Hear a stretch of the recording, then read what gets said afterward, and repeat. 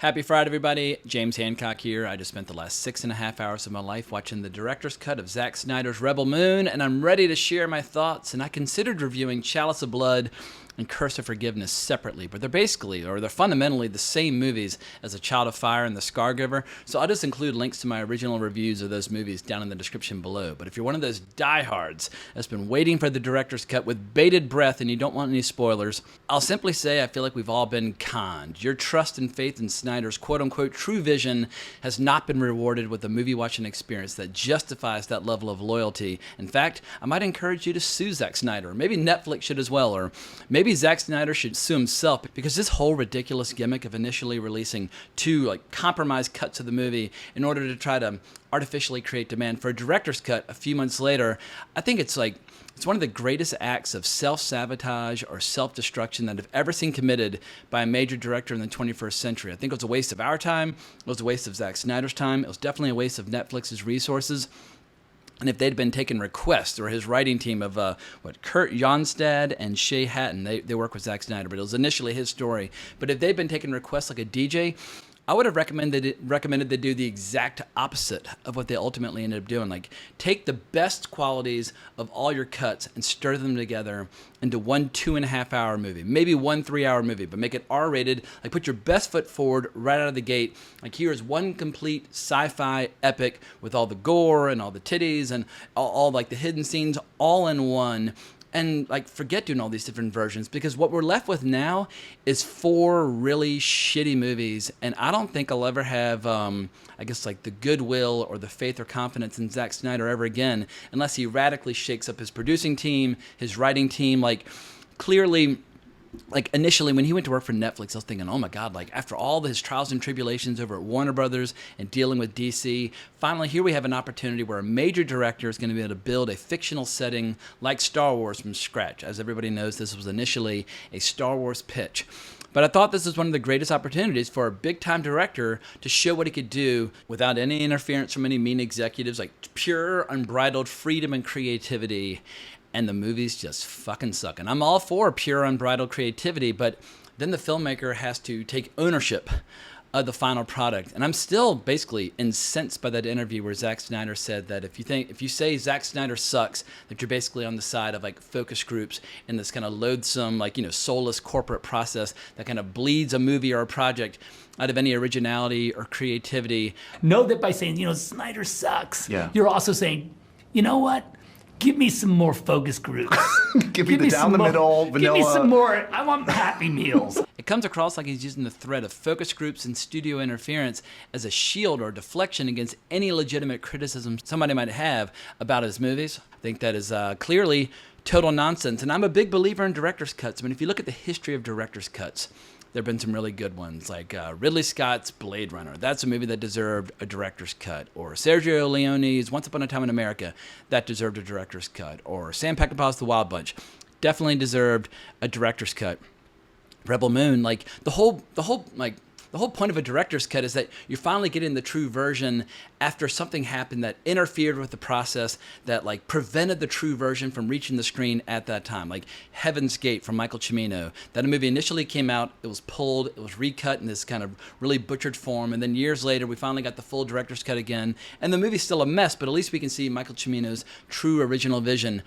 But there's no wrong to be righted here. Netflix basically said, go and do what you want to do. Which, once again, this is why I feel like we've all been manipulated, we've all been conned. And if the movies were good, well, then all would be forgiven. But the reality is, this is a 6.5-hour snooze fest that I think is one of the worst movies of the 21st century. And if you've been waiting all this time, well, I'm just going to say, I'm sorry you waited all this time. But as I said before, there's nothing about this movie watching experience that justifies that level of loyalty or faith and confidence in Zack Snyder. And I don't know if I'll ever have that confidence in his abilities ever again. So just to offer my own retort to Zack Snyder's comment that if you say Zack Snyder sucks, that you're in favor of focus groups, I feel like after seeing all 4 cuts of these fucking Rebel Moon movies, I think now you're fully justified if you just say Zack Snyder sucks. I'm not going to push back. If you still love and adore some of his earlier movies, more power to you. I mean, I had an absolute fucking blast watching Dawn of the Dead and 300 and Watchmen, and I pretty much enjoyed the entire DC experiment, even if I felt like Batman v Superman was a total monstrosity, at least in terms of the screenplay. But it's like I was rooting for him. I was always hoping for the best and kind of bracing for the worst. But now I don't know if I'll be excited for another Zack Snyder movie again until he gives us something where it's so self-evident that he's back on firm footing that we have no choice but to kind of like wrap our arms back around him. But let's just say that my confidence in him as a filmmaker has been shaken to the core. It's enough to make you start thinking, like, where are Trey Parker and Matt Stone when do we need them? Or who knows, maybe they've already made fun of Rebel Moon on South Park. But I feel like this whole project and the way that it's been released slowly but surely, and the final product, I mean, I feel like it's begging for the Trey Parker, Matt Stone treatment.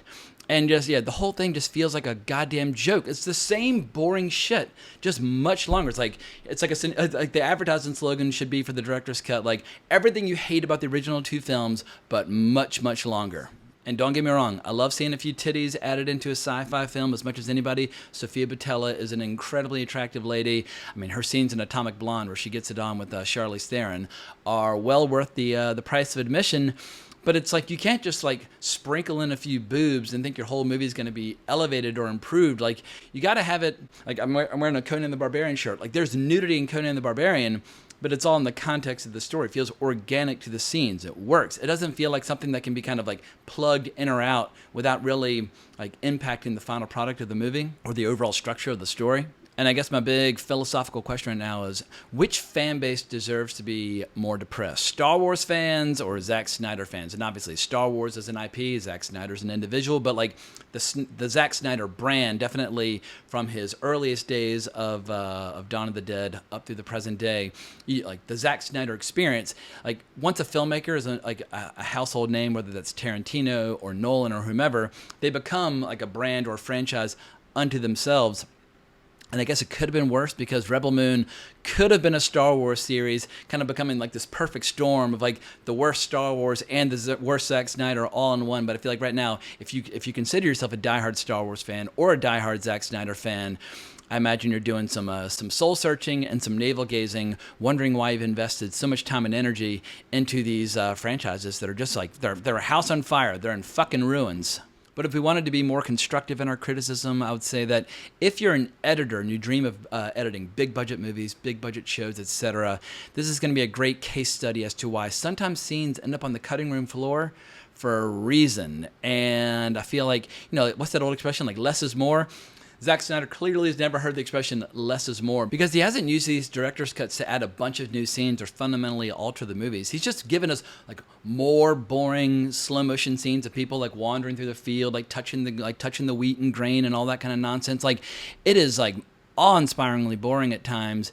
And we have one big scene at the beginning of the first one. I can't even remember the names. Chalice of Blood, which gives us a little bit more context for the character of, and I can't remember the names of the characters either, but it is Eris.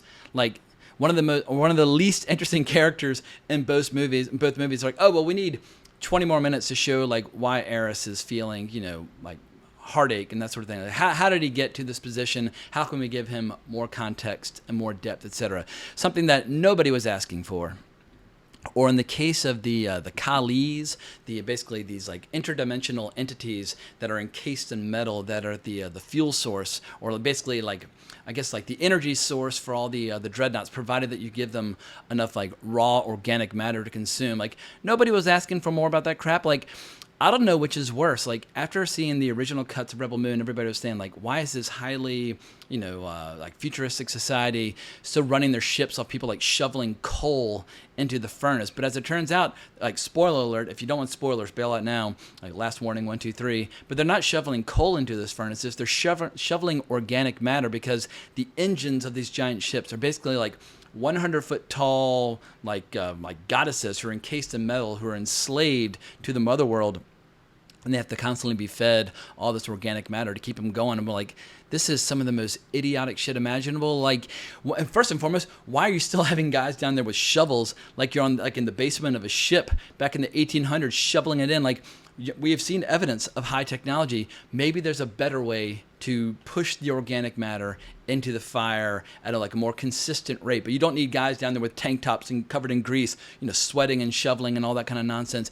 Just everything about this movie just feels so undercooked and so half-baked. What it reminds me of is like if you were to take a 15-year-old who's never read any history or never seen any great epic movies, but he had kind of like a rough idea of what an epic should sound like or feel like, basically like a first draft by a 15-year-old who has no experience writing, trying to do his best that he could. And it's like if they'd brought in like a great script doctor to give it some structure and to tighten things up and maybe help develop some of the ideas and refine them, like maybe we could have had a kick-ass original sci-fi movie, because I want to see more original franchises. And that, I guess that's what makes me so kind of irritated or so upset with this whole experience, is that it's such a giant squandered missed opportunity where a director who's clearly talented, who's given us a lot of good movies in the past, or at least in the distant past, that this whole opportunity, that he just fucking blew it with this nonsense. And I guess the biggest sin of Chalice of Blood and Curse of Forgiveness is that they are just thunderously dull. They are so dull. They're so boring. They're just wooden. They're empty. They're hollow. And oftentimes it just feels like they're kind of amateur. Like they look and feel oftentimes like they're made by Zack Snyder's biggest fan. Like somebody who can recognize that his earlier movies were very intense and very exciting. But like it feels like these movies feel like they're made by somebody who has all of Zack Snyder's shortcomings, but none of his strengths or talents as a filmmaker. And for the rest of this video, I'm going to try to stay focused on the changes and the new stuff. Instead of bashing it all over again for all the things that I already bashed Rebel Moon for in my previous two videos, I do want to try and stay focused on the changes and revisions and the new details. But as I was watching the longer, more boring version of the story, all my old complaints just came roaring back, like all these like paper thin characters, or characters that I just outright dislike, like Gunnar. So fucking worthless. And the world building is just so superficial. I feel like when you're creating a great fantasy world or a great science fiction world, there should be a feeling that if you scratch at it, that there's like deeper levels to be explored and to be savored and to be kind of like processed and experienced and that sort of thing. Where like if you love the Dune series, or if you love the Lord of the Rings, or if you love George R. Martin's world, like if you love these great fictional settings that go on for many, many books, they have so much texture and so much detail and so much history where you can every few years go back and revisit it and fall in love with it all over again. But in the case of Rebel Moon, I feel like if no matter which scene you scratch at, or whichever character you want to learn more about, I feel like there's this great big yawning void of nothingness beneath it, where it's like a coat of paint over just like I said, like this yawning void of nothingness, where every idea that they've come up with for the story, like there's no follow through, there's no like full execution. It's like they come up with an idea, throw it in there, and move on without like fully developing it. Like just off the top of your head, pick your favorite science fiction movie that you've ever seen. Like take a movie like Alien. It should feel like a small window into a much larger world. Like the first time you see Alien from 1979, when they discover that ship and they discover the pilot, aka the navigator, and they discover all those eggs, in your mind like, oh my God, I want to know everything about this world. And the movie provides precious few details, but it excites your imagination, making you think about, debate, like dream about the movie for years on end, and sometimes offering those answers like it can almost kind of ruin that mystery. But like I feel like a really good science fiction movie will make you feel like you're seeing just one small fragment of this incredibly vibrant, exciting, thrilling universe. And with Rebel Moon, I feel like the universe ends at the edge of the screen. Like there's nothing beyond the edge of the screen because they haven't thought it through. Like they didn't create the world and then tell a story inside of it. They're just basically like kind of bullshitting and like improvising their way through it. Like when watching Zack Snyder's movies, I always get the feeling that the screenplay is like the least convenient part of the creative process for me. He's like, oh my God, like we just got to get some words on the page so that we can start shooting some stuff. And I feel like if that's your attitude, make music videos, make commercials, or like what I recommended in one of my videos about Rebel Moon, make a movie with no dialogue at all, like just do voiceover narration. Like I think some of the best sequences of Zack Snyder's career are his opening credit sequences for Watchmen, as well as Army of the Dead, where there's no dialogue, there's no stories, just pure visual storytelling. You go, oh my God, like Zack Snyder, he has such an incredible eye, he has such an incredible visual style. Why can't it be like this for the entire movie? And I feel like, well, he should try it. Like Rebel Moon, imagine if Rebel Moon was just one great big long like 30-minute kind of sci-fi music video with no dialogue. And obviously I'm just spitballing here, just trying to figure out a way like how do we avoid the stilted dialogue of Rebel Moon? Everything's just so stiff, it's awkward. feels like self-conscious and also unnatural. It's like they're trying to create dialogue that sounds tough and epic and like full of bravado, but none of it sounds natural. It always feels like they're reaching for something that's slightly beyond their grasp. And as a result, a lot of the scenes end up feeling like melodramatic or clumsy or over the top or obvious. And it almost comes across like Zack Snyder told his writers, like, it doesn't need to be finished. It just needs to sound more or less like a finished screenplay, and then we're off to the races. And it makes you feel sorry for the entire cast as they're having to kind of overact to compensate for the entire screenplay, especially during all those scenes with the farmers. They're trying to create this unique sense of formality, almost like this kind of like ritualistic behavior that they've been embracing for centuries, but it all comes across as like it's so forced and so clumsy, and like I said before, it just comes across as amateur. And what's so fucking bewildering about this movie is how all the things that Zack Snyder's typically really good at are just completely elusive to him with these movies. Like take the Snyder Cut, the scene where Superman shows up and blocks the axe of Steppenwolf, and he says like, not impressed, and blows his cold breath up the weapon, shatters it, and like, it's game on. But it's so stirring and it's so exhilarating. Like it just like fuels you with adrenaline. Like, fuck yeah, that's my Superman. Game on. Kick his fucking ass, Seabass. Blah, blah, blah. And these two movies have none of those scenes, like not one. And there's so many times where you can feel the movie almost like tearing itself to pieces, trying to reach for these big emotional scenes, like pregnant with meaning and stirring music, and they just come across as totally ridiculous. Like the scene where the big giant bird creature in the first one is flying over, and Korra reaches up and touches it, as was it Tarek who's flying it in an event. Like you can tell, like it's trying to be like this big, like heartwarming moment of inspiration, and it just comes across as like unintentionally comedic, which is a consistent and crippling problem for both these movies, where we never get invested in any of the characters. Like in spite of all their backstories and all this clumsy scenes of exposition, like at least I'm just speaking for myself, I am not emotionally invested in any of these characters. I like watching Korra get in fights and that sort of thing, but like even Zack Snyder's like one of his greatest strengths, which is choreographing fights, like watching Man of Steel and Superman's fighting all the Kryptonians. That shit is so fucking hardcore, so badass, so intense. Like there's not a single intense dramatic action beat in either of these two movies. And while part of me hoped that the director's cut of Rebel Moon would address some of the problems or solve some of the problems of the earlier cuts of the movie, if anything, these extended versions have like drawn like additional attention to or underlined all the flaws and all the problems that were already crippling the earlier versions of the movie. And if anything, they've introduced a few more flaws. Like we have this new alien subplot of aliens watching the village from a distance that are kind of introduced at the end of the first movie, and then they're more or less just like kind of taken out by Jimmy in the second. But they look like rejects from Alex Kurtzman's Star Trek, and I despise Alex Kurtzman's Star Trek, but I might even go so far as to say that I would prefer to watch a Star Trek show produced by Alex Kurtzman as opposed to Rebel Moon. But these aliens, these hawkshaws, they are totally ridiculous, and they just, once again, it makes it feel oftentimes like almost like a student film in some ways. And in some cases, the extended cuts of these movies make existing problems much worse. Because if you remember when the Scargiver came out, basically a lot of people had a lot of fun at the movie's expense talking about the extended farming and trading sequences waiting for the bad guys to arrive, because it was just like an hour and a half of slow motion farming and rubbing their hands through wheat and like throwing into the air and tasting. It was totally, completely ridiculous. But now that sequence is just longer because they've added this scene. At least I think they've added it, or at least it's a longer version. But basically one night after they finished, bringing in the wheat, blah, blah, blah, they have this scene where they're handing out all these like elaborate gifts and tapestries and like arts and crafts to the various people that have come to save the village. And the reason I dislike that scene is because they've been trying to sell us on the idea that we've basically got only a couple days to train, prepare, like harvest all the crops, and basically like prepare a defense. And like the clock is ticking. We don't have like a moment to waste. And yet there's like this 9-hour scene where they're like singing songs and making speeches, and it's like that fake formality of all the interactions in the village just really drives me fucking crazy. But it's like, wait a second, like clock's ticking, folks. Like people are coming, like maybe you should be doing target practice or hand-to-hand combat training or sleeping or eating, like anything apart from singing songs and exchanging gifts and that sort of thing. And it just feels like the movie at every opportunity just keeps sticking out its own foot to trip itself as opposed to realizing its full potential. And another subplot that just gets weirder and stranger in the extended versions is everything involving Jimmy. And initially I said in my reviews of the earlier cuts that Jimmy is one of the characters that I like, because at least you have like Anthony Hopkins' voice. And for whatever reason, they've removed a lot of Anthony Hopkins' voiceover from the beginning of the first movie, and now you pretty much only get Anthony Hopkins when Jimmy's speaking or when he's talking about his own experiences.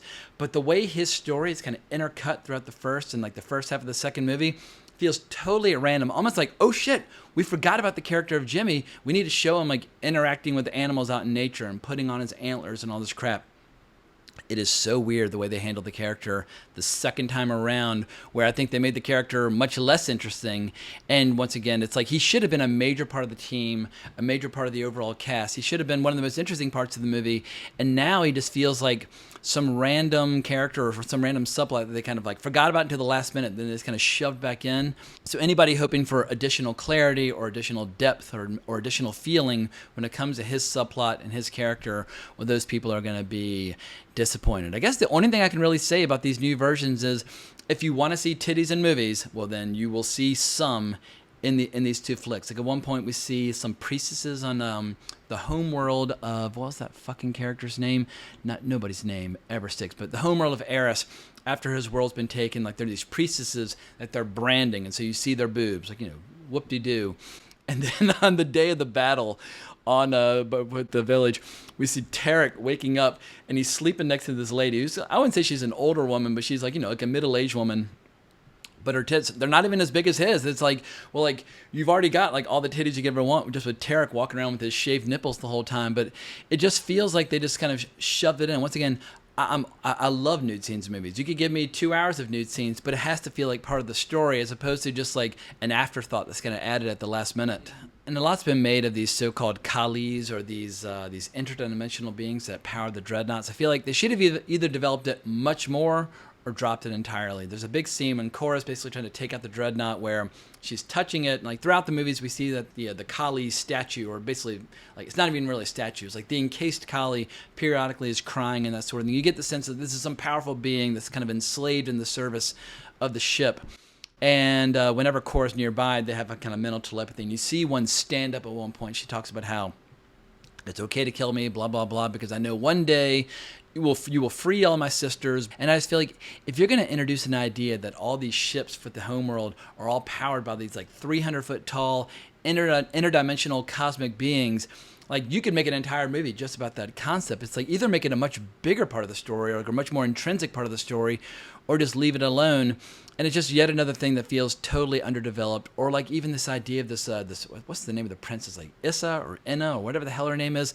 Like the idea that she's still alive out there, and that, like, you know, there's a sequel right around the corner. If people love Rebel Moon just enough, then Zack Snyder will get all these characters back together. Like characters whose names we cannot remember. Characters where we have zero emotional investment. And like villains that we give absolutely like two shits about. Like, we can get them all back together and provide a fitting resolution to this story. That's, I guess, one of the biggest sins, is that with 4 long fucking boring movies, the story's not over. Like, Jesus fucking Christ. If you can't tell your full sci-fi epic in less than 6.5 hours, then what the hell are we even doing here? What this movie really needs, or what this franchise really needs, is some more compelling villains. And I'm not recommending that they make more of these movies. I don't want to see any more. If they make them, I will watch them and I will review them. But Belisarius, I think he's one of the least charismatic villains that I've ever seen in a movie ever. And Noble, I kind of liked Noble, but it's like after the first movie where we've already seen him get killed once, his threat level immediately is cut in half. So I feel like what the second movie desperately needed, instead of an hour and a half of, like, you know, farming scenes, people just sitting around like gazing meaningfully at each other, they should have introduced like 5 or 6 just like ruthless, hardcore killers that would be a match for our heroes. Like, do we want to see them killing hundreds of faceless entities, or would we like to see like the Justice League versus the Legion of Doom? I feel like if they'd spent like 20 or 30 minutes showing Noble saying, all right, well, I'm going to go out and recruit my own team. Like, the first movie was all about Cora recruiting her team. I feel like the second movie, we could have seen him recruiting his team, and we could have had a proper battle royale, and that would have been fucking badass. But yeah, I think, oh my God, I say their names and then I forget them. I have to immediately look them up again. But Belisarius, terrible villain. He's absolutely worthless. And the final scene of this movie is Belisarius, you know, gazing at his empire and his armies and his ships and everything. We're supposed to feel that big, deep, swelling sense of foreboding that you see at the end of the movie, or you're supposed to feel at the end of a giant epic movie. And it just left me cold and empty and bored. And yeah, fingers crossed, hopefully, We have seen the last of the Rebel Moon franchise. But just as a way of ending this video on a positive note, I guess I'll say I applaud everybody involved for at least attempting something new, even though initially it was a Star Wars pitch, so it's not that original. But I applaud the fact that they tried to build a new franchise from scratch in an era where we see very few filmmakers attempting taking those gambles. Like you look at the Russo brothers, they're kind of fleeing back to Marvel to make 2 more Avengers movies. Or you see James Gunn, like he's making DC movies instead of Marvel movies, but it's still like big established IP. He's not inventing new characters. James Gunn probably has the talent and the creativity to invent new characters, but instead he's working with old established characters. And I feel like, what's the point of becoming as successful as Zack Snyder or James Gunn or Christopher Nolan or take a pick from any of your favorite directors if you don't occasionally attempt to create something new that's never been seen before? And I feel like that is like the real joy of being a great filmmaker, when you're giving birth to new legends, new stories, new fictional settings that will inspire the next generation of filmmakers. It's hard to inspire the next generation of filmmakers if you just keep telling the same stories over and over again for 25 years at a time. I feel like every era needs its own unique stories that are unique to that time period. So at a minimum, Rebel Moon is unique to this time period. It's just, I think now it's just going to serve as a cautionary tale of how not to do it, and that complete and total freedom for someone like Zack Snyder is not necessarily a good thing. I think if he had better writers and a stronger producer, he could be one of the most successful directors in the world, but it just seems like he is hell-bent upon self-destruction. So that's just as a way of wrapping this thing up. This whole director's cut experiment, I think it's just been a giant, elaborate, like 8-month-long exercise in self-destruction.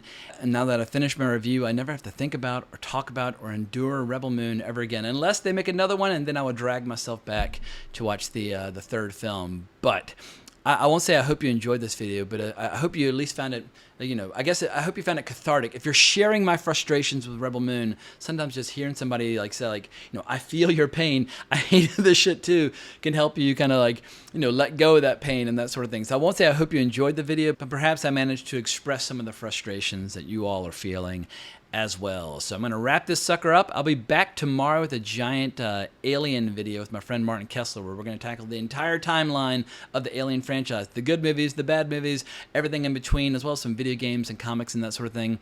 And of course on Sunday, I'll be tackling the season 2 finale of House of the Dragon, which I imagine will be very different in tone from our review for the Rebel Moon debacle. But thanks again for sticking with me. I greatly appreciate it. Hope you have an amazing weekend, but more importantly, as always, onwards and upwards.